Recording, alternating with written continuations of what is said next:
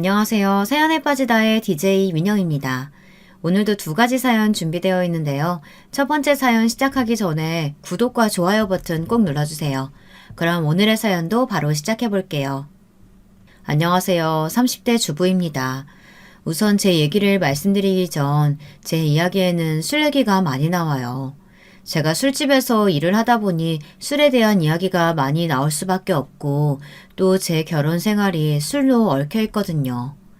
정말 지긋지긋한 이 이야기 한번 들어보실래요? 저의 어린 시절부터 천천히 말씀드릴게요. 저는 어렸을 때부터 예쁜 외모 덕에 사람들에게 사랑을 많이 받았어요. 지금도 나쁘지는 않지만 어렸을 땐 애기 모델을 했을 정도로 괜찮았었습니다. 제 입으로 말하기 민망하지만 늘 어딜 가나 예쁘다고 칭찬도 받고 식당에 가도 예쁜데 맛있게 먹는다며 서비스를 받은 적도 있어요. 이 외모는 저희 어머니에게 물려받았죠. 어머니는 굉장히 미인이시거든요. 어머니는 저보다 예쁜 얼굴을 가졌어요. 연예인 제의도 받았다고 했는데요. 그쪽에는 관심이 없어 거절했다고 해요. 저희 엄마는 고등학교 때 저를 낳으셔서 30대 딸을 가진 엄마치고는 젊은 편에 속하거든요. 밖에 나가면 저희 모녀를 자매로 보는 사람들도 있었어요. 어렸을 땐 예쁜 어머니와 함께 다니면 괜히 우쭐해지고는 했어요. 예쁜 어머니가 자랑스러웠거든요. 하지만 어느 순간부터 예쁜 외모가 상처가 될 수도 있다는 생각이 들었습니다.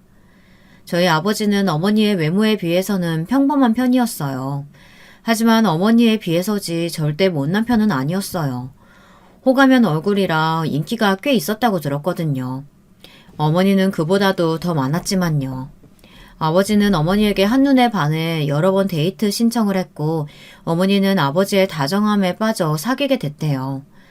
하지만 아버지는 어머니 외모 때문에 더 잘난 사람에게 갈까봐 불안했나 봐요. 그 당시 어머니와 아버지는 대학 내에 유명한 커플이었는데도 어머니의 외모 때문에 많은 사람들이 어머니에게 고백을 했다고 했어요. 어머니는 당연히 받아주지 않았지만 아버지는 그래도 많이 불안했는데 날이 가면 갈수록 집착이 심해졌다고 해요. 그때 어머니는 헤어져야겠다고 다짐을 했는데 제가 생기고 만 거죠. 어머니는 결국 대학교를 자퇴하게 됐고 저를 낳으셨어요. 아버지는 군대에 갔다 온 뒤에 혼인신고를 하자며 군대에 입대를 했습니다. 하지만 어머니에게 큰 시련이 생기고 말았죠. 아버지가 바람을 피우고 있는 모습을 본 것입니다. 군대 휴가 때 아버지가 다른 여자와 데이트를 하고 있는 걸 보고 말았대요. 어머니는 처음에는 믿지 않았지만 서로 팔짱을 끼며 입을 맞추려고 하는 순간 바람이라고 확신을 했다고 해요. 어머니는 바로 달려가서는 아버지에게 뺨을 때리고는 바람 피우는 이유를 물어봤대요. 나 좋다고 할 땐 언제고 왜 바람을 피우는데? 우리 아이는? 나는? 미안해. 근데 같이 못 살겠다. 나는 당신이랑 같이 있으면 너무 불안해. 그리고 나 저 사람 사랑해. 아이는? 됐어. 말하지 마. 내 아이야. 찾아올 생각도 하지 말고 앞으로 내 눈에 보이지도 마. 결국 어머니는 홀로 저를 키우게 됐습니다. 저는 아버지가 바람핀 사실을 성인이 되고 나서야 알았어요. 왜인지 모르겠지만 청소년 때까지는 아버지가 멀리 일을 하러 갔다고 생각을 했거든요. 제가 성인이 되고 아버지는 언제 오시냐고 물어봤을 때 그제서야 어머니는 말을 해줬어요. 어렸을 땐 제가 아버지의 바람에 대해서 받아들이기 힘들었을 거라고 생각해서 말을 못했었나 봐요. 어머니는 저를 키우기 위해 안 해본 일이 없었어요. 목욕탕 일, 분식점, 미용실, 생선가게, 과일가게 등 여러 곳에서 일을 했습니다. 그리고 동네를 옮길 때마다 늘 안 좋은 소문이 어머니를 따라다녔어요. 어딜 가든 예쁘게 생긴 어머니를 질투하는 동네 아줌마들이 한두 명이 있었는데 일부러 어머니에 대한 나쁜 소문을 만들어 퍼뜨리고 있었던 거죠. 동네 꼬마들도 저를 놀렸어요. 아빠 없다. 쟤네 엄마가 아저씨들 다 꼬시고 다닌다. 아빠가 7명이나 된다. 가끔은 아이들이 어쩜 저런 말을 쓸 수 있을까 싶을 정도로 말도 안 되는 말로 저를 놀렸습니다. 그래서 늘 울면서 집으로 갔어요. 하지만 어머니는 그 소문을 아는지 모르는지 아랑곳하지 않고 묵묵히 자기 일을 했습니다. 엄마는 왜 매일 웃어? 아줌마들이 엄마 나쁘다고 말하는데 왜 매일 웃으면서 말해줘? 저는 답답해서 어머니한테 물어봤어요. 동네 아줌마들이 정말 나빴던 건 뒤에서 욕하면서 앞에서는 또 친절한 척 굴었거든요. 그래서 전 동네 아줌마들이 세상에서 제일 싫었어요. 하지만 어머니는 늘 항상 웃으며 대했고요. 그래서 더 얄미웠죠. 다 이것도 내가 잘난 탓이지 뭐. 내가 좀 이쁘니? 너무 이쁘니까 그치. 예뻐서 생긴 일인데 내가 뭐하러 기분 나빠야 해. 엄마는 우리 공주 키우기도 바쁜데 그런 못생긴 아줌마들 신경 쓸 시간 없어요. 알겠지? 그러니까 우리 공주도 신경 쓰지 말고 엄마는 정말 다 괜찮아. 지금 생각해보면 저를 키우면서 많이 강해진 것 같다는 생각이 들었어요. 자기를 욕하는데 어느 누가 힘들지 않을 수가 있겠어요. 그냥 참고 사는 거죠. 지금 생각해도 대단한데 그 당시에도 그런 말을 하는 어머니가 참 대단했습니다. 저도 그 말을 듣고부터 반격을 했죠. 쟤는 아빠도 없대. 아빠가 여러 명이라 누가 자기 아빠인지도 모른대. 야, 나 아빠 있거든? 니네 엄마가 뭐라고 했지? 니네 엄마는 못생겨서 아빠랑 헤어진대요. 메롱 메롱. 결국 저희는 싸움이 나고 말았어요. 그 말을 듣고는 그 아이가 저를 때렸고 저도 참지 않고 때렸어요. 그날 그 아이와 아줌마가 저희 집에 찾아왔었어요. 과일댁 있어? 나와봐. 아니 우리 애 얼굴 이게 뭐야? 애 교육을 어떻게 시키면 우리 애 얼굴을 이렇게 만들어놔? 아이고 죄송해요. 죄송합니다 해야지. 먼저 놀리고 때린 건 그 아이였는데 제가 왜 사과를 해야 하는지 잘 모르겠더라고요. 왜?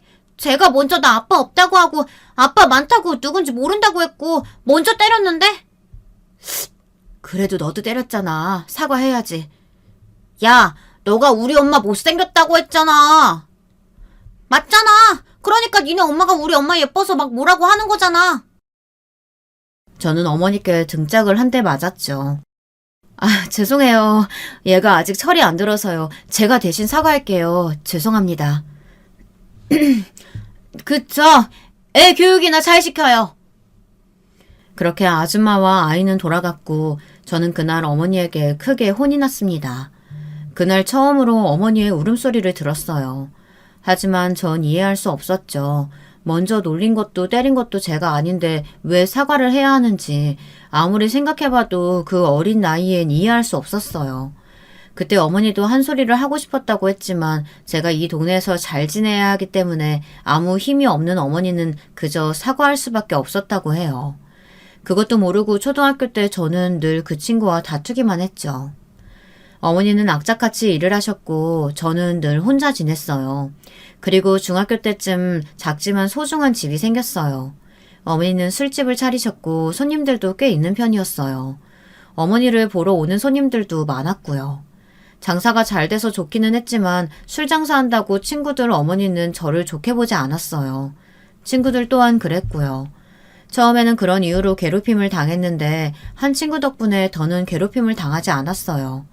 그 친구는 학교에서 힘이 있는 친구였는데 덩치도 있고 목소리도 커서 다들 무서워하는 친구였어요. 하지만 그리 나쁜 친구는 아니었죠.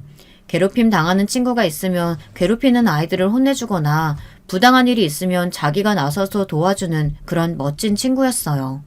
그래서 시간이 지나고는 모두가 그 아이를 좋아했죠. 그 친구가 없었으면 학교 생활이 힘들었을 거예요. 참 고마운 친구죠. 불행히도 그 친구는 성인이 되기 전 교통사고로 일찍 세상을 떠났어요. 그 소식을 듣고 펑펑 울었습니다. 왜 그렇게 착한 친구가 먼저 갔는지 그 친구 덕에 새로운 친구도 많이 생겼었거든요. 고맙다는 말도 못했는데 갔으니 마음이 참 아프네요. 그 친구 덕에 학창시절은 잘 견딜 수 있었어요. 그리고는 대학에 들어갔죠. 하지만 대학 때도 이상한 소문이 돌아 힘이 들었어요. 대학 때는 친구들과 다 잘 지냈지만 남자에 미쳐있다고 소문이 나서 한 번은 친구들과 틀어진 적이 있었어요. 알고 보니 저를 안 좋게 생각하는 선배 한 명이 제가 남자에 미쳐있는 애라고 소문을 낸 거였죠. 처음에는 그런 소문 때문에 많이 힘들었는데 예전에 어머니가 한 이야기가 떠올랐어요. 저는 제가 다 잘난 탓이다 생각하고 넘겼더니 제 반응이 시시했나 봐요. 더는 그 소문이 나지 않았고 제 주변 사람들도 저의 행동을 보고 믿지 못해서 미안하다며 제 곁으로 다시 와줬죠. 이뿐만 아니라 여러 가지 구설수가 있기는 했지만 믿어주는 친구들 덕분에 견뎌낼 수 있었죠. 저는 대학 졸업 동시에 취업을 했어요. 하지만 그마저도 맞지 않아서 그만두고 공무원 준비를 하다가 맞지 않는 것 같아서 그만두고 저희 어머니 가게 일을 도왔습니다. 가게가 바쁜 편이라 직원을 구하고 있었는데 제가 하기로 했죠. 술집이라 그런지 술에 취한 사람도 많이 보고 다양한 사람을 많이 봤어요. 좀 위험한 순간도 있었고요. 어떤 날은 손님이 번호를 물어봤어요. 저는 당연히 남자친구 있다고 거짓말을 하고 거절을 했죠. 근데 그때 제 손을 잡으면서 없는 거 아는데 왜 거짓말 하냐고 뭐라고 하더라고요. 그때 정말 무서웠습니다. 그리고 어떤 날은 저른발이 손님이 계셨는데 저는 아무 생각 없이 목발을 본 건데 갑자기 자기를 무시하냐며 목발을 집어던지는 게 아니겠어요. 결국 경찰까지 와서 말렸는데 참 위험한 순간들이 몇 번 있었어요. 정말 별의별 손님이 다 있었어요. 어떤 할아버지들은 반말을 하며 여기 와라 저기 와라 사진 좀 찍어봐라 등등 요구를 했고 어떤 여자 손님 중엔 갑자기 술을 마셔서 배가 아프다며 배를 만져달라는 손님도 있었어요. 그리고 술에 취해 전신 탈의를 한 사람도 있었습니다. 그리고 한 번은 정말 무서운 사람이 있었어요. 마감 시간까지 기다려서 제가 마음에 든다며 번호를 요구한 사람이 있었죠. 여느 때와 마찬가지로 저는 번호를 주지 않았어요. 분위기가 무서워 해코지할까 걱정했는데 다행히 그러지는 않았습니다. 하지만 그 다음날 또 술에 취한 채 마감 시간까지 기다리더라고요. 그리고는 저희 어머니에게 번호를 물어보는 게 아니겠어요. 저희 어머니도 당연히 거절을 했어요. 그러고는 일주일 뒤 그 사람을 길거리에서 마주쳤는데 갑자기 저에게 이 근처에 사냐고 물어봤어요. 저는 너무 놀라 아니라고 대답하고 뒤로 돌아섰는데 뒤에서 욕을 하면서 맞으면서 아닌 척 하기는 이라고 말하고 가더라고요. 그때는 정말 무서웠어요. 다행히 그 뒤로 나타나지는 않았지만 한동안 무서워서 어머니와 항상 가거나 그 길은 다니지 않았죠. 그래도 저희 가게엔 진상이 적은 편이라 그렇게까지 걱정이 되지 않았지만 한 번씩 이런 손님들을 보면 어떻게 해야 할지 모르겠더라고요.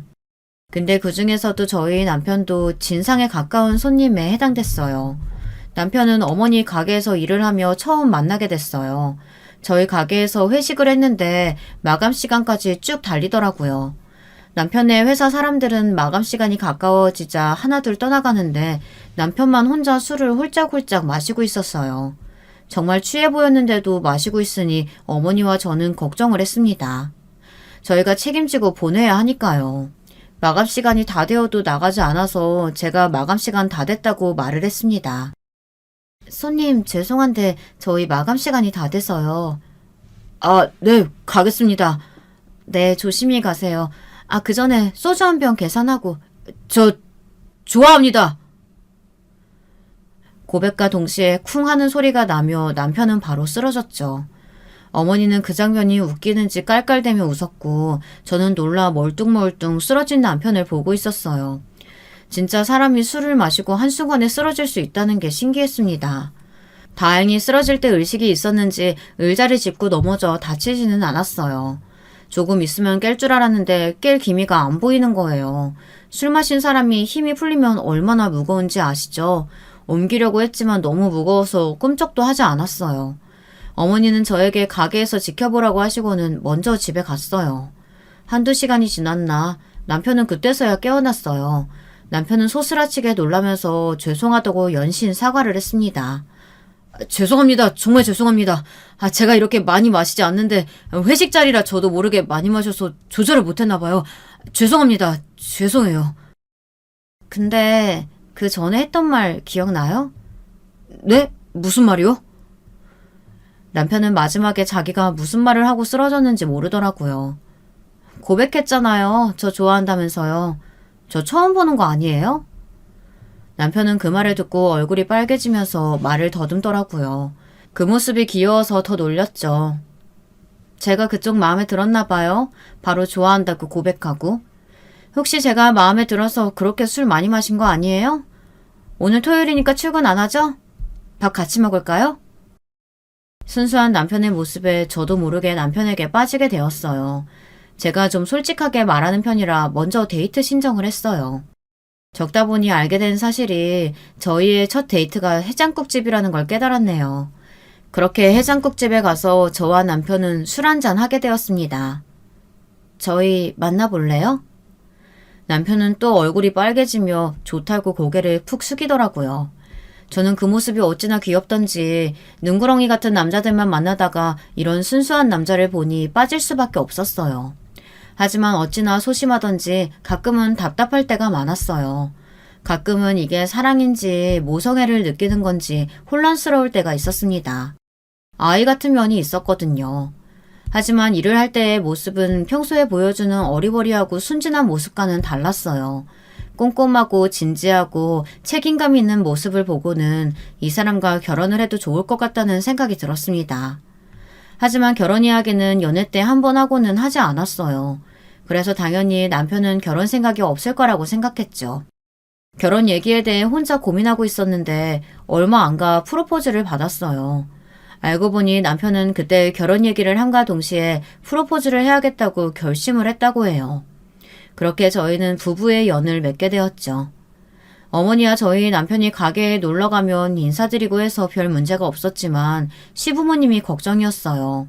술집에서 일한다고 하면 좋게 보지 않을까봐 걱정을 했습니다.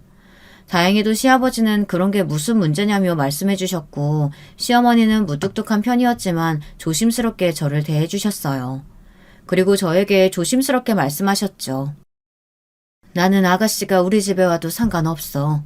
사실 우리가 이혼해서 같이 안 살거든. 우리 애가 부탁을 해서 집에 오긴 했지만 아마도 볼 일은 없을 거야. 나도 재혼을 해서 가정이 있는지라. 그때 처음으로 남편의 가정사를 들었죠. 하지만 저는 괜찮았어요. 저도 한부모 가정 밑에서 자라와서 그런 거에 대한 거부감이 없었기 때문입니다. 괜찮아요, 어머님. 불편하시면 결혼식에 안 오셔도 돼요. 미안하다. 내가 저 양반이랑 좋지 못하게 끝이 나서 같이 있고 싶지는 않구나.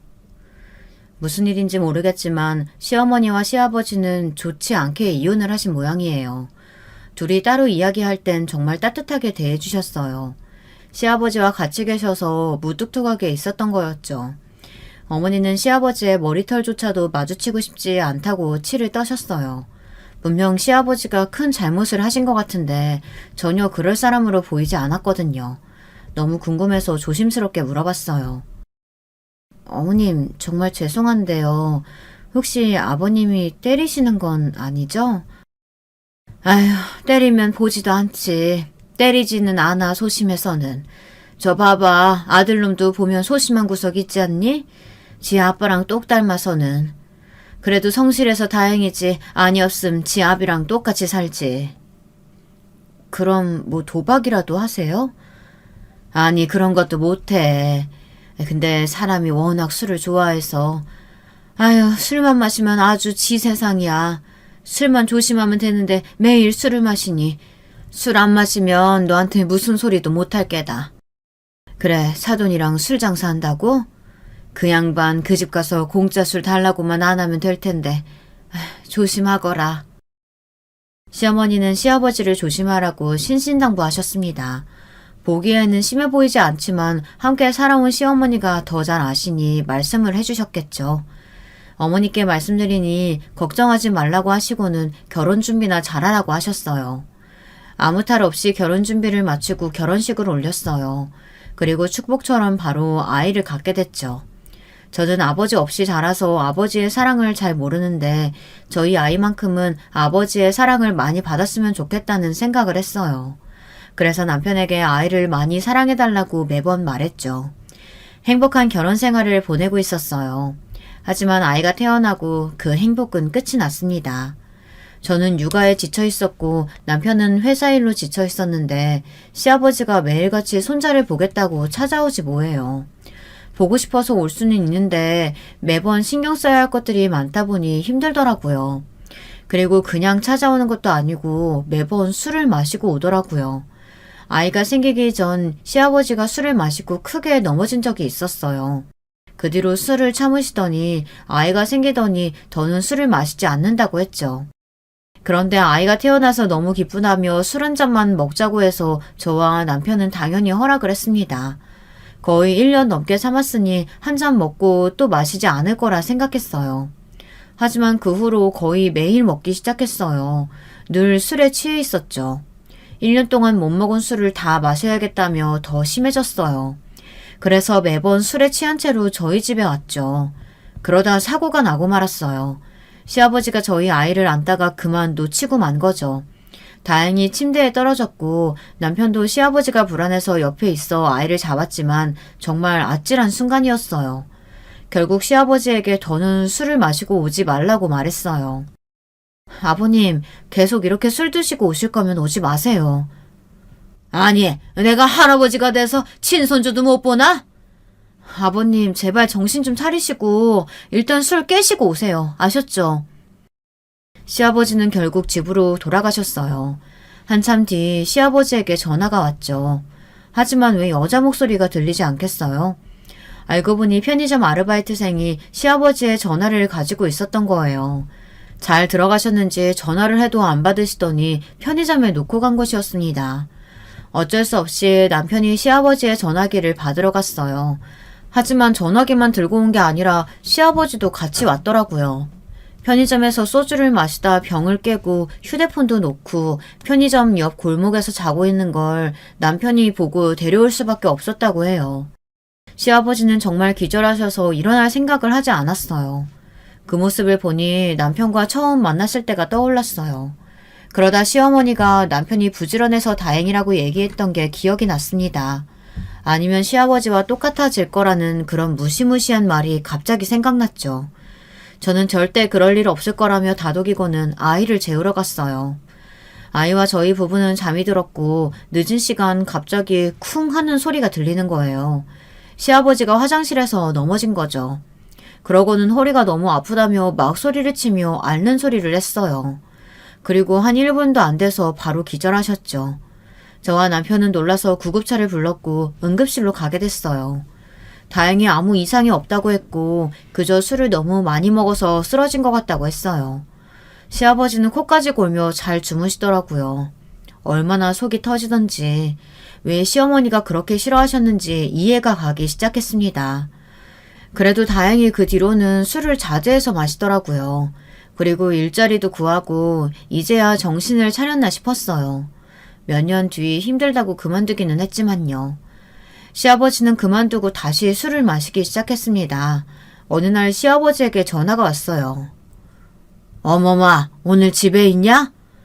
아니요, 오늘은 없는데요. 제가 몸이 안 좋아서 병원도 갔다가 친정에 들릴까 싶은데 무슨 일 있으세요? 아버님, 또 술 드신 건 아니죠? 아니다. 그냥 물어봤지. 술은 안 먹었다. 친정에 아이를 맡기고 병원에 갔다가 친정 어머니가 아이는 잠시 자기가 돌보겠다고 집에서 쉬고 있으라고 했어요. 아이는 남편이 데려오기로 했다며 저는 곧장 집으로 갔습니다. 근데 집 현관문이 열려 있는 거예요. 놀라서 경찰에 신고하려고 했는데 갑자기 어디서 많이 들은 남자 목소리와 처음 듣는 여자 소리가 들리는 거예요. 웃음소리가 딱 시아버지의 웃음소리였어요. 그래서 들어가 봤더니 안방 침대에서 속옷 차림의 시아버지가 어떤 아줌마와 누워있는 거 아니겠어요? 놀라서 소리를 쳤어요. 아버님, 지금 뭐 하시는 거예요? 이 사람은 누구예요? 아이고, 깜짝이야. 오빠 누구야? 누군데 남의 집에 들어와? 남의 집이요? 여기 저희 집이거든요? 그리고 제 침대에서 지금 뭐 하시는 거예요? 오빠 집 아니야? 하긴 이렇게 세련된 곳인데 오빠 집 같진 않았지. 아니 그래도 보아하니 며느리 같은데 시아버지가 좀 편하게 쉴 수도 있지 어디서 소리를 치고 난리야. 아줌마, 예의는 무슨 밥 말아 드셨어요? 아버님 빨리 나가세요. 지금 뭐 하시는 거예요?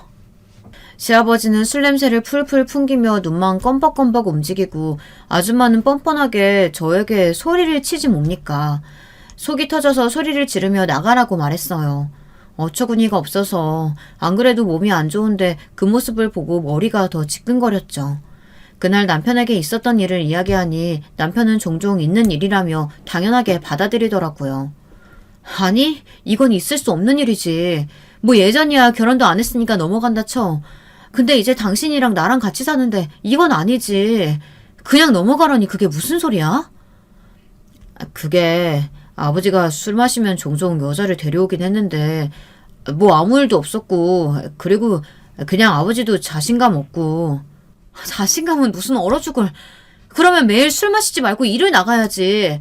당신도 그렇게 아버님 감싸주는 거 아니야. 아버님한테 말해서 다시는 데려오지 말라고 해. 그리고 여자 데려오는 게 자랑이야? 당신 솔직히 말해봐. 아버님 이혼 후가 아니라 결혼하고도 술 마시고 여자 데려왔지? 남편은 아무 말도 하지 않았어요. 그제야 시어머니가 왜 치를 떠셨는지 알게 되었죠. 그래도 시아버지인데 좀 봐주면 안 될까? 봐주기는 뭘 봐줘. 봐줄 걸 봐줘야지. 당신이 말 못하면 내가 말할 거야. 그리고 내가 말하게 되는 날엔 당신도 가만 안 둬. 남편은 울며 겨자 먹기로 알겠다고 했어요. 시아버지는 당분간 저희 집에 오지 않았어요. 저는 그날 이후 처음으로 시어머니께 전화를 드렸어요. 어머님 잘 지내셨어요? 저는 어머니께 있었던 일을 말했습니다. 그러자 시어머니가 미안하다며 말을 못했다고 제게 사과를 하기 시작했어요. 그러면서 시어머니가 이혼한 이유를 알려줬죠. 시아버지가 여자를 계속 데려와서 이혼을 했다고 했어요. 하루가 멀다 하고 술만 마시면 여자를 데려오니 시어머니는 제정신으로 있을 수 없어 어린 남편을 두고 집을 나와 가정을 꾸리다 몇 년 전 이혼을 했다고 했어요. 시어머니는 남편에게도 저에게도 미안하지만 이런 일로 더 이상 엮이고 싶지 않다며 전화를 하지 말아달라고 부탁받았어요. 미안하다. 나도 예전 일이지만 너무 힘들어서 이제는 엮이고 싶지 않네. 더는 전화하지 말았으면 좋겠어. 미안하다. 내가 도움이 못 돼서. 나는 이제 남이라고 생각하면 될 거야. 힘드셨을 텐데 괜히 연락드렸나 싶어 시어머니께 죄송했죠. 시간이 지나고 시아버지께 심하게 말을 했나 싶어 미안해져서 제가 먼저 시아버지 댁에 가보자고 말했어요. 가지 말았어야 했어요. 집에 가니 노란 장판이 초록색으로 도배가 되어 있지 뭐예요. 소주병으로 온 방이 가득 차 있었어요. 보기만 해도 토가 나올 지경이었죠. 당연히 집에선 술 냄새가 진동을 했고요. 아버님, 진짜 왜 이렇게 술을 못 마셔서 안달이 났어요. 이 정도는 너무하신 거 아니에요? 미안한 감정이 싹 사라졌죠. 진짜 입원을 시켜야 하나 고민을 했어요. 남편도 그제야 심각성을 느꼈는지 표정이 좋지 않더라고요. 남편은 당분간 저희 집에 모셔보는 게 어떻냐고 물어봤어요. 요즘 시아버지만 보면 가슴이 답답해져서 보기가 싫었지만 정말 술 때문에 쓰러질 것 같아 알겠다고 했어요. 그렇게 시아버지와 저희 가족은 같이 살게 됐습니다. 다행히 시아버지는 술만 안 드시면 조용하셔서 딱히 힘들게 하진 않았어요. 시아버지가 정말 알코올 중독이었다는 게 술을 안 드시니 손이 심하게 떨리더라고요. 하지만 어쩌겠어요. 참아야죠. 근데 가게 일로 늦게까지 일을 하고 돌아오니 남편과 시아버지가 같이 술을 마시는 게 아니겠어요? 둘 다 취해서는 웃으며 저를 반기더라고요. 진짜 미쳐버리는 줄 알았습니다. 당신 미쳤어? 아버님 술 끊으려고 우리 집에 모셔온 거 아니었어? 아니, 아버지가 손을 떠시니까 너무 안타깝잖아. 남편은 말을 하면서 갑자기 우는 게 아니겠어요? 그러자 시아버지가 갑자기 화를 냈어요. 아니, 우리 장손을 누가 울리나? 감히 여자가 남자를 울려? 이런 못된 년! 제가 제일 싫어하는 욕이 어떤 연자가 들어가는 욕을 제일 싫어하거든요. 그 말을 듣자 너무 화가 나서 기분이 확 가라앉더라고요. 아버님, 술 안 드신다는 조건으로 우리 집에 오셨잖아요. 그만 드세요. 당신도 뭐 하는 거야? 그만 울어. 아빠, 저 여자가 자꾸 그만 울래. 그만해. 아들 보기 안 부끄러워? 어이가 없었어요. 남편은 취해서 아이처럼 울면서 시아버지에게 말을 하더라고요. 시아버지도 남편을 아이처럼 대하며 둘만의 세계에 빠졌어요. 저는 화가 끝까지 나서 아이를 데리고 친정으로 갔어요. 며칠 동안 친정에서 생활했죠. 남편 전화도 받지 않았습니다. 근데 어느 날 갑자기 남편과 시아버지가 저희 가게로 왔어요. 저는 모르는 사람 취급했죠. 제가 술 때문에 화가 났다는 걸 알면 거기서 술을 마시는 게 아니라 사과를 했어야 하는 거 아닌가요? 남편과 시아버지는 또 술을 마시더라고요. 어머니는 제 눈치를 보며 술을 갖다 주시더라고요. 남편과 시아버지는 술이 올랐는지 저를 불렀어요. 무시하다가 계속 불러서 어쩔 수 없이 갔죠. 여보 미안해. 다시 돌아와라. 당신도 보고 싶고 우리 아들도 보고 싶다. 그래 어머마 잘못했다고 하면 받아줘라. 나도 이제 술 줄이고 할 테니까 집에 와라. 우리 아들 너 보고 싶다고 허구한 날 술 마시는데 어찌나 마음이 아프던지. 남편과 시아버지의 말은 저를 더욱더 화나게 만들었어요. 하지만 제가 집에 들어가지 않는다면 남편은 계속 술을 마실 테니 들어갈 수밖에 없었죠. 알았으니까 그만 적당히 마셔. 한 번만 더 그래봐. 이혼이야. 나 장난 아니다. 알지? 이런 말 안 하는 거. 아유, 그래도 부자가 이렇게 와서 술 마시니 보기 좋네. 집에서 마시지 말고 여기 와서 마셔요. 사돈이 참 얼굴도 곱고 마음도 고와. 사돈, 감사합니다. 술은 공짜로 주나? 어머, 술은 못 주고 안주는 드릴게. 시아버지와 어머니는 몇 년 못 만난 친구처럼 하하호호 웃으며 얘기를 잘하더라고요. 어머니도 놀라셨어요. 시아버지가 조용한 편인데 술을 마시니 사람이 호탕해진다며 재밌다고 하더라고요. 엄마는 참 호탕하기는. 처음이야 좋지 나중에는 정말 지긋지긋하다니까. 알코올 중독이야 완전.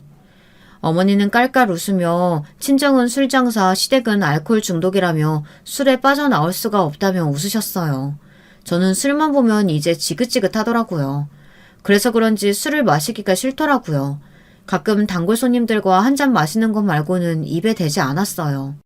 남편과 다시는 집에서 술을 안 마신다는 조건으로 집에 들어간다고 했어요. 다행히 집은 깨끗했습니다. 그리고 시아버지도 집에선 술을 마시지 않았어요. 문제는 저희 가게로 매일 출근을 하시는 게 아니겠어요.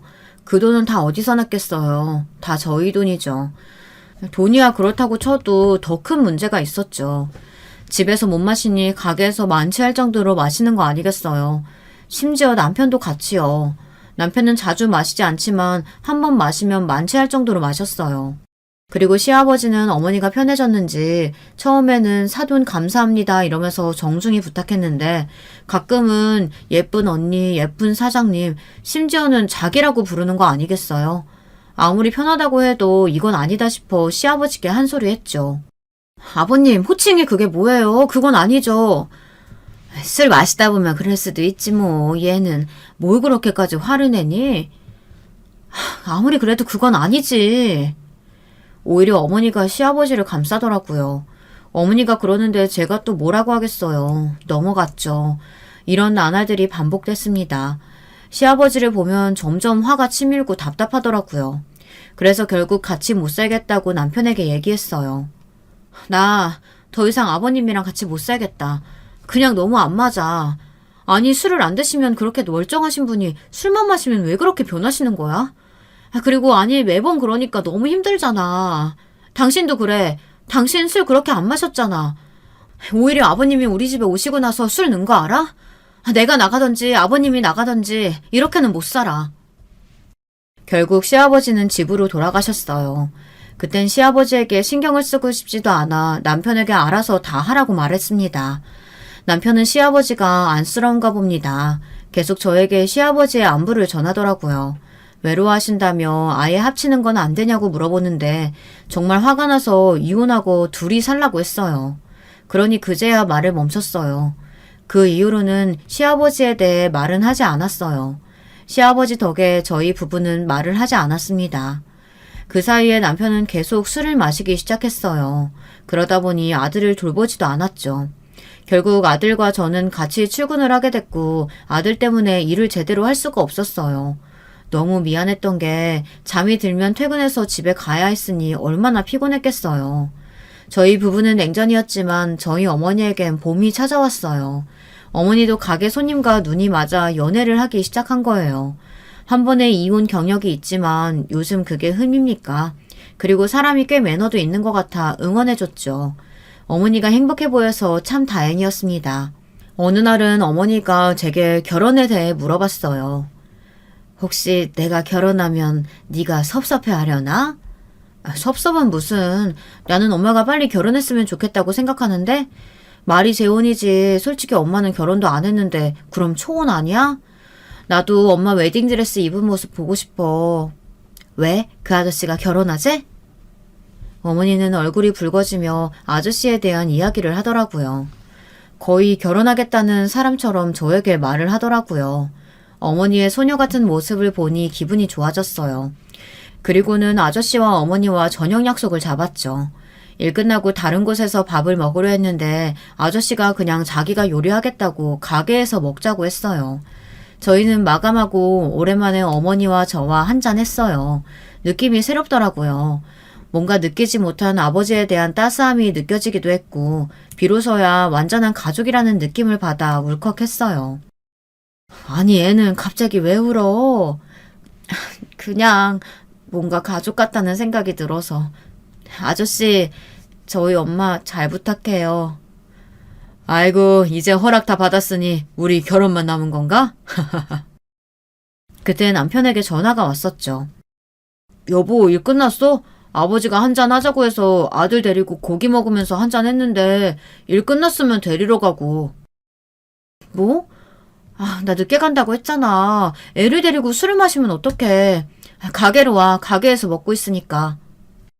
저는 어머니와 아저씨에게 양해를 구하고는 남편에게 가게로 오라고 말했어요. 근데 웬걸 시아버지도 같이 오신 거 있죠. 결국 시아버지와 남편도 합석을 해 같이 먹게 됐어요. 저희 아들이 있어 저는 더는 먹지 않았고 아저씨와 어머니가 같이 마시기 시작했어요. 술에 취한 네 사람은 아주 그냥 친구가 따로 없었어요. 그날 저는 아이와 집에 먼저 갔고 남편은 한참 있다 집에 왔어요. 그러고는 취해서 남편이 저에게 하소연을 하더라고요. 남편은 또 시아버지가 안쓰럽다며 혼자 사는데 이제는 여자도 없고 혼자 있으면 뭐 제대로 하지도 못한다고 궁시렁거렸죠. 아버지가 너무 안쓰럽다. 여자도 없어. 혼자 있으면 제대로 밥도 못 드셔. 근데 며느리는 좋아하지도 않아. 너무 마음 아파. 당신 그러는 거 아니다. 진짜 너무해. 그래, 말했잖아. 그렇게 안쓰러우면 나랑 이혼하고 아버님이랑 같이 살라고. 자기 처자식은 안 안쓰러워? 지금까지 말은 안 했지만 시아버지 술만 마시면 나한테 서운했던 거 다 말하는 거 알아? 그렇게 말 못하다가 술 기운 빌려서 매일 이야기하니 사람이 얼마나 미치는지 아냐고. 근데 당신도 이제 똑같아. 우리 아들이 나중에 그거 닮을까봐 겁이 난다, 겁이 나. 따로 살아야지 속이 편하지. 시아버지의 행동도 힘들었지만 또 힘들었던 건 늘 술을 마시면 저에게 그렇게 잔소리를 하며 서운했던 걸 말하는 거였어요. 늘 들어주기만 했습니다. 처음에는 당연한 소리 했어요. 근데 술을 마시니 사람이 기억을 못하는 거예요. 그러니 말하는 사람만 입이 아픈 거였죠. 그 뒤로 말은 하지 않았지만 계속 똑같은 이야기를 들으니 지치더라고요. 그래서 더는 시아버지와 살지 못할 것 같다고 결심한 거고요. 근데 남편도 점점 시아버지를 닮아가는지 비슷한 모습이 보였어요. 그 다음날 남편은 5시에 가게에서 아저씨와 시아버지를 만나기로 했다며 같이 가자고 했어요. 그날은 쉬는 날이라 출근을 안 해도 됐는데 저도 불렀으니 갈 수밖에 없었어요. 아들은 친한 언니네에 맡겨두고 가게로 갔습니다. 근데 단골 손님과 아저씨 지인들이 다 앉아있는 거예요. 무슨 날인가 싶었는데 특별한 거 없이 평소처럼 똑같이 술을 마시며 놀고 있는 거예요. 남편에게 물어봤는데 남편은 그날 만나자고 했던 건 기억을 하는데 이유가 무엇인지 기억이 안 난다고 했어요. 술을 너무 많이 마셨나 봐. 만나자고 한 건 기억이 나는데 이유는 기억이 안 나네. 뭐 그냥 즐기자고 부르신 것 같은데 이제 곧 결혼 얘기도 나온다며 친해질 겸 부르신 거 아닐까? 아저씨한테 물어보고 싶었는데 아저씨는 보이지도 않고 다들 신나게 술을 마셔서 저도 한 잔씩 홀짝홀짝 마시며 앉아있다가 너무 바빠 보여서 가게 일을 도왔어요. 1시간쯤 지났을 거예요. 시아버지가 신이 나셨는지 노래를 부르기 시작했어요. 다른 사람들도 조금씩 취하고 있어서 다들 축제 분위기로 다 같이 노래를 부르더라고요. 그런데 갑자기 시아버지가 저희 어머니를 불렀어요. 사돈 일로 와. 일하지 말고 나랑 같이 노래하자고. 아유 바빠 죽겠는데 무슨. 다른 사람이랑 노래 부르세요. 그러지 말고 사돈. 궁둥이 좀 흔들어봐. 팁 줄게. 이쁜 사람이 궁둥이 흔들면 그렇게 기분이 좋단 말이지. 그 말을 듣는데 그 전에 있었던 일들이 모두 떠오르면서 화가 치밀어 올랐어요. 술에 취해 스킨십을 할 때부터 마음에 들지 않았어요. 근데 궁둥이라는 말을 듣고는 이성이 나갔죠. 그때 맥주를 따르고 있었는데 그 잔을 밑으로 던지고는 시아버지에게 달려가 뺨을 갈겼어요. 그리고는 더는 이렇게 못 살겠다고 정신 차리라고 소리를 쳤어요. 지금 뭐라고 했어요? 방댕이를 흔들어? 지금 어디서 방댕이를 흔들래? 나 도저히 못 참겠어. 나 이혼할 거야. 아버님 때문에 도저히 못 살겠어. 이혼할 거야! 그러고는 시아버지가 눈이 휘둥그레져서는 입에 있던 소주를 제 얼굴에 뿜어버렸어요. 혹시 이승기의 결혼해줄래 노래 아시나요? 이혼 이야기가 끝나고 그 노래가 크게 들리더라고요. 그리고는 아저씨가 가게로 들어와 어머니에게 프로포즈를 했어요. 정말 타이밍 하나 기가 막혔죠. 저는 어디서 몰카를 하나 싶었다니까요. 시아버지는 뺨을 맞고 정신을 못 차리고 있었고 저는 흥분해서 씩씩거리고 있고 사람들은 재밌다며 박수를 치고 있고 어머니도 놀라서 뛰쳐나왔어요. 알고 보니 오늘 부른 이유가 프로포즈를 하기 위해 사람 수를 채우느라 저희 남편과 시아버지를 부른 건데 시아버지는 그걸 잊고 그런 추태를 부른 것이었죠. 저는 그것도 모르고 참지 못해서 시아버지의 뺨을 갈겨버렸으니 프로포즈는 완전 망하고 말았어요. 지혜씨, 저와 결혼해주세요. 그때 모든 사람이 멀뚱멀뚱 쳐다보다 호응을 했어요. 결혼하라는 호응 소리와 함께 이혼하라는 호응도 들리더라고요. 사람들은 취해서 사리분별을 하지 못하고 그저 신이나 그냥 다 같이 축하했어요. 엄마는 결혼하고 딸은 이혼한다. 축하해! 축하도 들어! 짠! 아니, 이혼이라니? 지금 프로포즈하는 사람 앞에서 이혼이라니? 앞전에 시아버지가 어머니에게 했던 말을 사람들이 크게 얘기하니 아저씨의 얼굴이 붉어지면서 시아버지에게 갔죠. 근데 그게 다들 취해서 더 크게 부풀려서 말을 한 거 있죠. 완전 와전돼서 아저씨는 저보다 더 크게 화를 냈습니다. 이 양반이 미쳤나? 지금 누구한테 방댕이를 흔들라는 거야? 당신 미쳤어? 뭐? 만져봐도 되냐니 그게 무슨 말이야 이 노인네가? 어디서 감히요 그런 말을 짓거려? 아니 이 친구야 들어봐봐. 내가 그런 말을 하려고 했던 건 아니고 그냥 예쁘게 생겼잖아. 그럼 사장으로 좀 서비스도 하고 그럼 손님들이 좋아할 것 같아서. 말소리가 끝나자마자 퍽하는 소리와 함께 시아버지는 옆으로 날아갔어요. 어머니는 아저씨를 말리고 사람들은 취해서 호응을 하며 더 때리라고 난리가 났었죠. 어떤 사람은 막장 드라마를 보는 것 같다며 기본 안주를 팝콘 삼아 아주 재밌게 구경하고 있더라고요. 정신이 없었어요. 결혼해줄래 노래는 계속 들리지 양 옆에서는 이혼 축하한다며 춤을 추지 아주 그냥 대환장 파티였어요. 남편은 울면서 시아버지에게 달려갔고 저는 그 모습조차 짜증이 나더라고요. 저는 소주 한 병을 까고 원샷을 했어요. 나 더 이상 이렇게 못 살아. 너 네 아버지랑 잘 먹고 잘 살아라. 그렇게 애틋한 아버지랑 둘이서 잘 먹고 잘 살라고. 나는 너 없어도 잘 살아. 매일 질질 짜기만 하고 이 미친놈. 너는 뭐 할 줄 아는 게 매일 하소연하고 질질 짜고 뭐 이런 거밖에 없냐? 우리 이혼이야. 아버님도 그렇게 살지 마세요. 그러니까 어머니가 도망갔죠.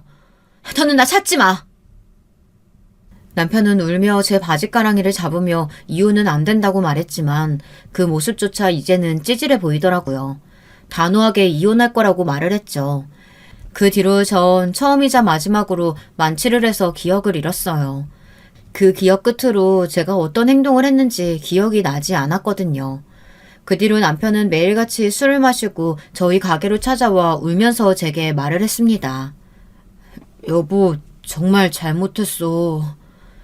남편이 그렇게 말을 하니 마음이 조금 약해졌지만 저는 이미 마음을 먹었고 다시 한 번 더 찾아오면 경찰에 신고한다고 말했어요. 남편이 크게 잘못한 건 없지만 시댁살이로 은근히 힘들었고 그리고 중간에서 그 역할을 잘 하지 못한다고 생각해서 같이 살기는 힘들 거라고 생각했습니다. 그리고 계속 술을 마시게 된다면 매일 시아버지에 대한 이야기를 들어야 할 텐데 저는 그걸 들을 자신이 없었거든요. 시아버지와 연을 끊을 사람도 아니었기 때문에 따로 사는 게 답이라고 생각했죠. 그리고 계속 술을 마시는 모습을 본다면 저희 아들도 닮아갈 거라는 생각이 들었어요. 아들은 아버지와 닮는다고 하잖아요. 시어머니의 말이 다 맞았어요. 그래서 결국 저희는 이혼을 하게 됐죠. 들리는 바로는 남편은 그 뒤로 저를 못 잊어 고생을 한다고 했지만 술은 입에도 안 된다고 들었어요. 그 말을 듣고 이 사람은 다시 만나도 되지 않을까 싶었지만 시아버지만 생각하면 지긋지긋해서 다시 생각을 고쳐먹었습니다. 시아버지는 여전히 술을 드시고 사고를 친다고 했거든요. 저 같으면 그 정도의 일이 있으면 술은 좀 피할 텐데 여전히 마시고 있다는 게 참 대단하다는 생각이 들었어요. 아저씨는 그 뒤로 조용하게 한 번 더 프로포즈를 하게 됐고 결국 어머니는 결혼식을 올리게 됐죠. 근데 이게 무슨 일인가요? 제 나이에 동생이 생겼어요. 처음에 믿기지는 않았지만 초음파 사진을 보고 실감이 났습니다. 그리고 이제는 아저씨가 아닌 아버지로 부르게 되면서 저희는 진짜 가족이 되었습니다. 어머니와 아버지는 아주 깨가 쏟아지게 행복하게 살고 있어요.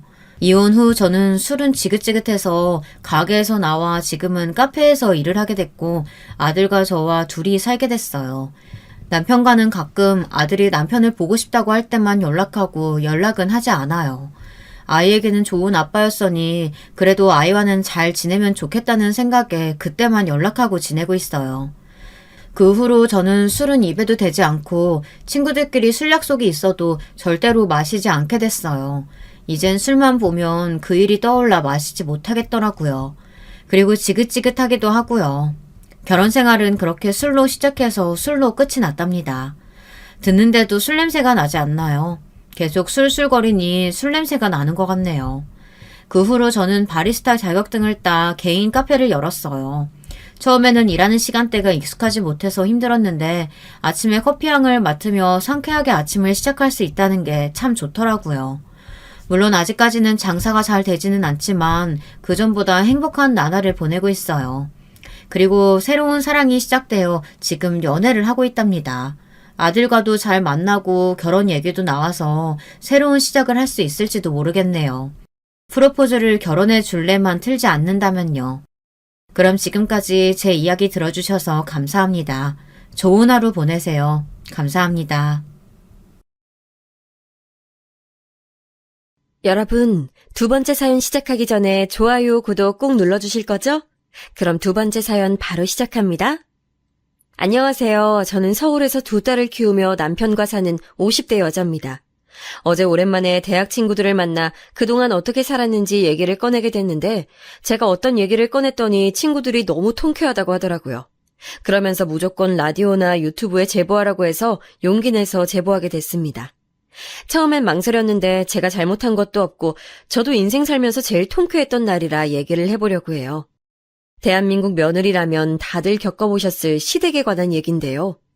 그 전에 제가 살아온 환경을 말하고 넘어가야 이해가 쉬워서 말을 해보겠습니다. 저는 태어난 것도 서울에서 태어났는데 외동딸이라 형제가 없었어요. 부모님은 당시에 대출도 많았고 사는 것이 바빠 일하느라 정신이 없으셨습니다. 그래서 저를 친할아버지와 친할머니가 계신 경기도로 보냈어요.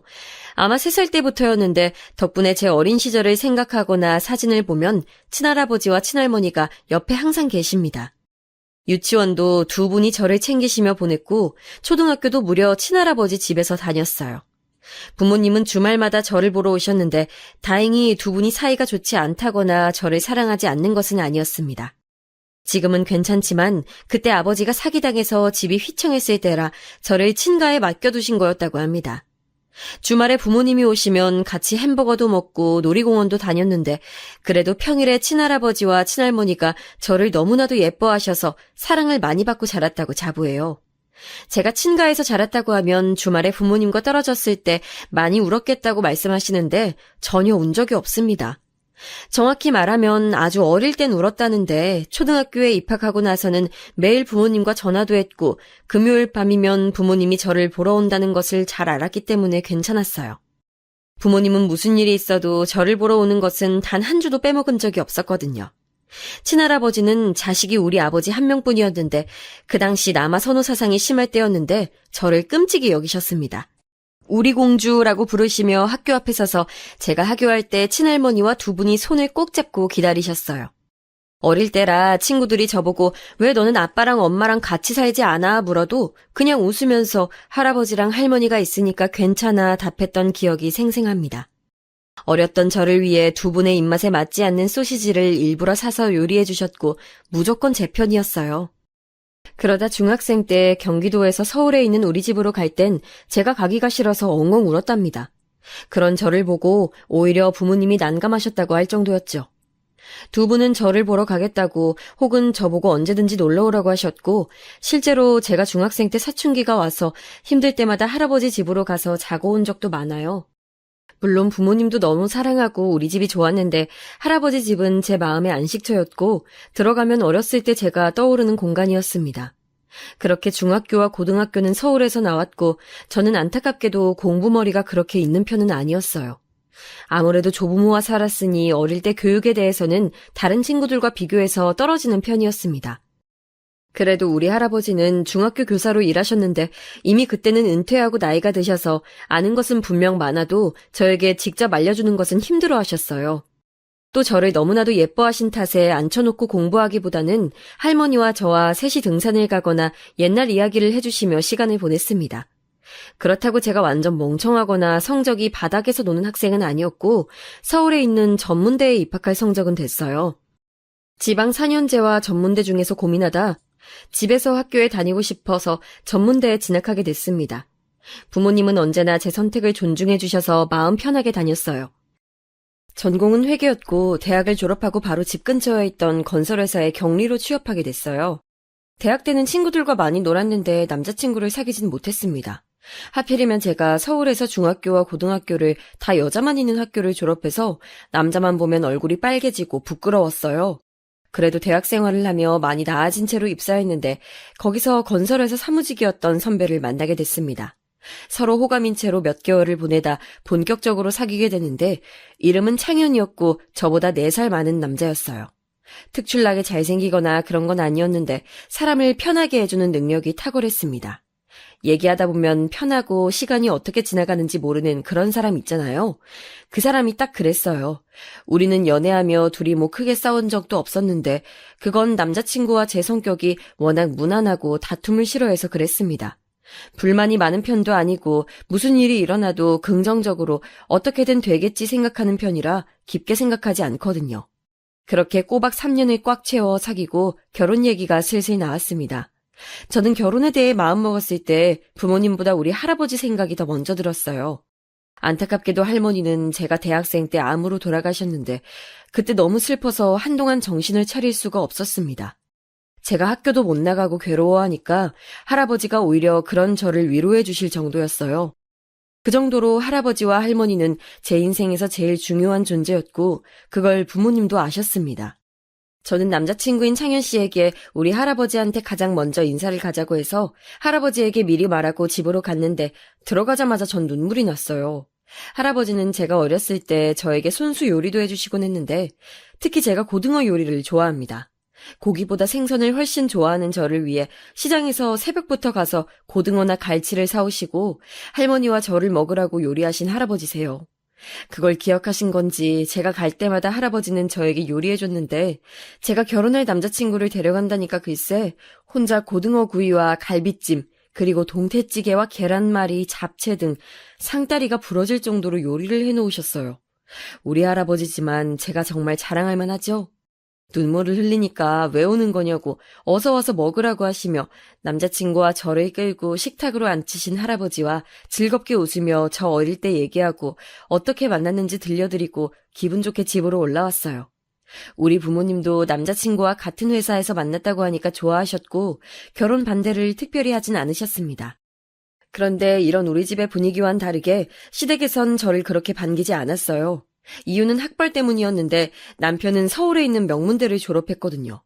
그런데 저는 전문대를 나왔으니 시부모님은 이해가 가지 않았나 봅니다.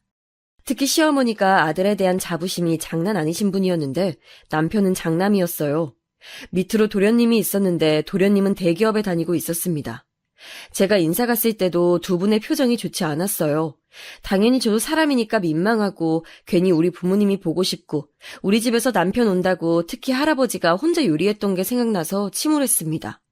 밖으로 저를 내치거나 그런 건 아니었으나 저를 반기는 느낌은 전혀 없었죠. 그래도 최대한 웃으며 분위기를 맞추려고 노력했더니 나중에 시아버지는 그래도 결혼에 대해 긍정적인 말을 하긴 하셨어요. 드라마에 나오는 것처럼 심하게 반대하거나 그런 건 아니었지만 우리 집과 너무 다른 반응에 슬퍼하니까 창현 씨는 저를 위로했어요. 우리 부모님, 특히 어머니가 아들 2명을 명문대에 보냈다는 자부심이 있으셔. 이해해줘. 저러다 마실 거야. 시부모님만 제외하면 그래도 남편은 사귀는 동안 바람을 피우거나 불성실한 태도를 보인 적도 없고 제 편이었으니 결혼을 밀고 나갔습니다. 그렇게 결혼 준비를 하는데 시댁에서 예단을 과하게 요구하셨어요. 처음엔 맞춰드리려고 했는데 액수가 커서 곤란해했는데 할아버지가 저에게 부모님에게 알리지 말고 쓰라고 돈을 따로 주셔서 그걸로 해결했습니다. 격리로 일하며 돈을 모으긴 했어도 그렇게 많은 돈은 모으지 않아서 힘들었는데 할아버지가 계시지 않았다면 진짜 곤란했을 거예요. 시댁은 돈이 없어서 신혼집을 해주지 못한다고 그 대신 시댁에서 3년만 살면 집을 구해주신다고 했습니다. 처음에 저 말을 듣고 당황했는데 남편이 저에게 딱 3년만 같이 살면서 어른들께 배우기도 배우고 가족이 되어보자고 해서 결국 같이 살았어요. 시댁에서 사는 것은 상상했던 것보다 정확히 몇 배는 더 힘들었습니다. 아주 사소한 생활 습관부터가 다르니까 하다못해 씻는 시간까지 간섭받았어요. 제가 샤워를 10분 넘게 하면 시어머니는 문을 두드리며 나오라고 했습니다. 수건은 한 장만 쓰라고 하고 제가 들어오고 샴푸가 빨리 떨어진다고 싫어하셨어요. 시어머니가 집안일을 대신 다 해주니까 편한 거 아니냐고 남편이 그랬는데 전혀 아니었습니다. 빨래도 마음대로 하지 못하고 제일 스트레스 받은 것은 바로 먹는 거였어요. 제가 유난히 생선을 좋아하는데 시어머니는 그걸 알고 그랬는지 모르고 그랬는지 모르겠지만 매번 고기를 식탁에 올리셨습니다. 그래도 차려주신 거니까 감사한 마음으로 먹었는데 고기가 무슨 진짜 매일 나왔어요. 남편과 시아버지 그리고 도련님은 고기가 나와도 잘만 먹는데 저는 생선 요리가 먹고 싶어서 죽는 줄 알았습니다. 회사에서 점심은 식당에서 먹었는데 그때 생선 요리가 나오면 너무 반가워서 2번을 떠다 먹었죠. 일부러 야근하는 척 밖에서 먹고 가려고 해도 남편과 같은 회사니까 그것도 한두 번만 가능하고 눈치가 보였어요. 주말에 쉬어도 쉬는 것 같지 않았고 쉬는 것도 불편했습니다. 남편이 결혼 전에 살던 방에서 같이 살았는데 2명이 살기엔 좁았고 거실에 나가자니 거실엔 항상 시아버지가 소파에 누워 텔레비전을 보고 계셨어요. 밖에라도 나가려고 하면 시어머니는 어디 가냐고 궁금해하고 본인과 같이 나가길 원하셨습니다. 남편도 둘이 나가서 친해지라고 해서 같이 나가면 저는 주로 시어머니가 쇼핑하면 옆에서 따라다니고 시어머니의 주변인 험담을 들어주느라 바빴어요. 그러다 겨우 혼자서 카페에 앉아있으면 그게 얼마나 좋았는지 모르겠습니다. 한참 우리나라 건설회사들이 호황기일 때라 남편은 주말에도 출근했는데 그럴 때 일부러 따라가서 있기도 했었죠. 남편도 제가 불편하다는 것은 당연히 인지하고 있었는데 그래도 본인은 자기 집이고 본인 부모님과 동생이니 제 상황을 많이 이해하진 못했어요. 제일 힘들었던 것은 김장철인데 시어머니는 가정집에서 김장을 200포기를 담그셨습니다. 제가 듣기론 매년 한 건 아니고 2년에 한 번 했다고 하는데 며느리가 들어왔으니 이제 손이 늘어났다고 갑자기 매년 하기 시작했어요. 저는 할아버지, 할머니와 살 때도 김장은 한 적이 없고 부모님도 반찬을 주로 사서 드셔서 김장이라는 걸 처음 해봤는데 그렇게 힘든 줄 알았으면 그냥 못하겠다 하고 뛰쳐나갔을 거예요. 허리가 끊어지는 것 같고 정신은 오락가락하고 종일 재료를 다듬고 배추를 손질하고 나중엔 너무 힘들어서 저절로 한숨이 나왔어요. 그런데 제가 힘들어하니까 시어머니는 이 정도는 당연히 해야 한다고 종갓집은 다 이런 거라며 저를 나무라셨습니다. 시어머니는 종갓집이라는 자부심이 대단하신 분이셨죠. 남편이 저를 돕겠다고 부엌에 얼굴만 비춰도 남자가 어딜 부엌에 들어오냐고 당장 나가라고 하시는 분이었습니다. 그래서 남자들은 김장을 돕지도 않았고 주로 제가 다 하고 나중에 수육을 먹을 때 겨우 옆에 와서 앉는 것을 보고 어찌나 한숨이 나왔는지 몰라요. 그래도 남편이 수고했다고 저를 몰래 밤에 데리고 나가 아이스크림도 사주고 자기 전에 안마를 열심히 해줘서 풀렸습니다. 그렇게 1년 정도 살다 보니 제가 임신하게 됐어요. 입덧이 심한 편이고 어지럼증이 유독 심해서 병원에서는 무엇보다 안정이 중요하다며 집에서 쉬는 것을 추천했습니다. 저는 그래서 회사를 그만두고 집에 있게 됐는데 안정이 중요해서 제 마음이 편한 것을 제일 먼저 생각하라는 의사선생님의 말씀과 달리 저는 반대로 극심한 스트레스를 받게 됐어요.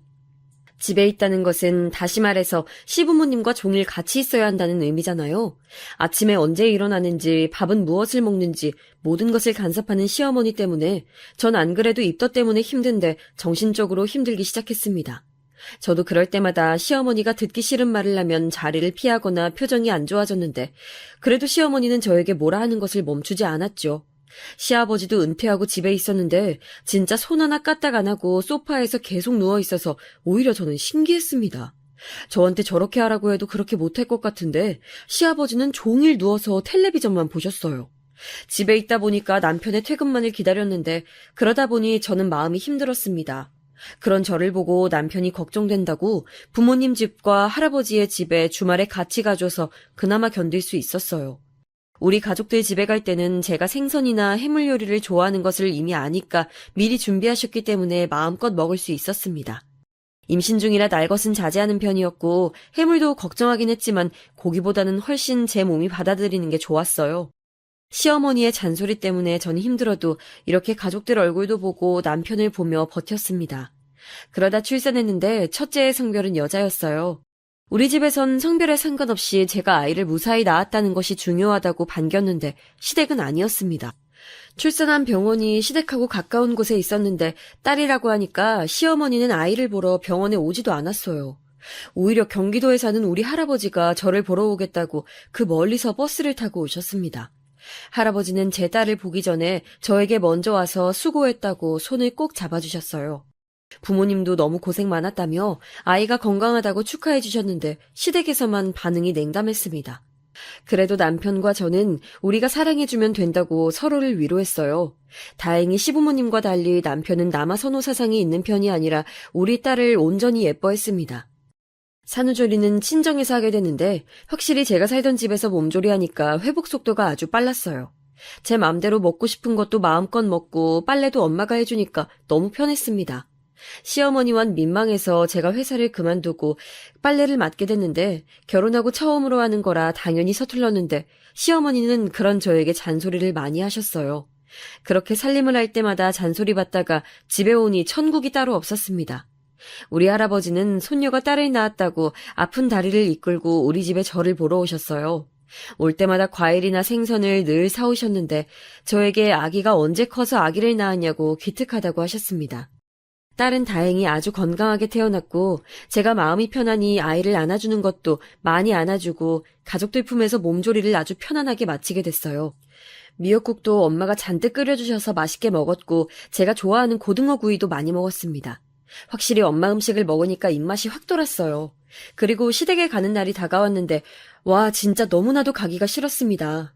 제가 표정이 너무 안 좋으니까 남편이 자기가 그럼 시댁에 가서 저 없을 때 분가 얘기를 꺼내겠다고 해서 알겠다고 했는데 반응이 아주 안 좋았다고 합니다.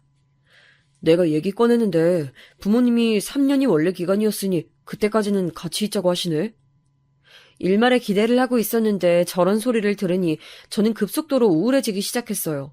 시어머니가 저를 때리거나 그러진 않았어도 시댁에서 혼자 같이 사는 것도 힘들었는데 무려 아이까지 같이 키울 생각을 하니 숨이 턱턱 막혔습니다. 아마 이 감정은 시부모님을 모시고 살아본 적이 있는 분들은 다 저를 이해하실 거예요. 감정적으로 진짜 힘듭니다. 제가 힘들어하니까 부모님도 계속 친정에 있길 원하셨는데 시어머니가 직접 전화로 빨리 집에 오라고 재촉해서 결국 산후조리가 끝나고 저는 시댁으로 다시 가게 됐어요. 우리 아이가 아들이 아니라고 그렇게 반기지 않던 시어머니는 역시나 아이가 조금만 울어도 빨리 입을 막으라는 소리를 하셨죠. 오히려 그때까지 집에 같이 살던 도련님이 아이를 더 안아줬어요. 시어머니는 저에게 아들을 낳을 때까지 아이를 낳으라고 했는데 그게 말이 쉽지 제 몸은 전혀 생각하는 말이 아니었습니다. 그러다 아이가 갓 100일이 넘겼을 때 도련님이 오래 만난 소꿉친구와 결혼한다고 동서를 데려왔어요. 이미 어릴 때부터 서로 집안에서 알던 사이고 저도 몇 번 본 적 있는 동서라서 반가웠습니다. 동서는 직업이 무려 내과 의사였는데 도련님과 유치원 때부터 친구였다고 해요. 도련님은 사업을 해서 수완이 나쁘지 않은 편이었는데 아무리 그래도 아내를 아주 잘 만난 경우였죠. 아무리 시부모님 본인 아들에 대해 자부심이 넘쳐도 의사 며느리가 들어오니까 당연히 시부모님은 동서를 버선발로 반겼습니다. 아이가 어려서 제가 하나부터 10까지 다 봐줘야 하는데 그런 저에게 동서가 정식으로 인사 오는 날이라고 요리를 몇 개를 시켰는지 몰라요. 출산하고 몸에 뼈가 다 붙지도 않은 저에게 청소하라고 강요하고 너무 힘들었어요. 남편이 시부모님 눈을 피해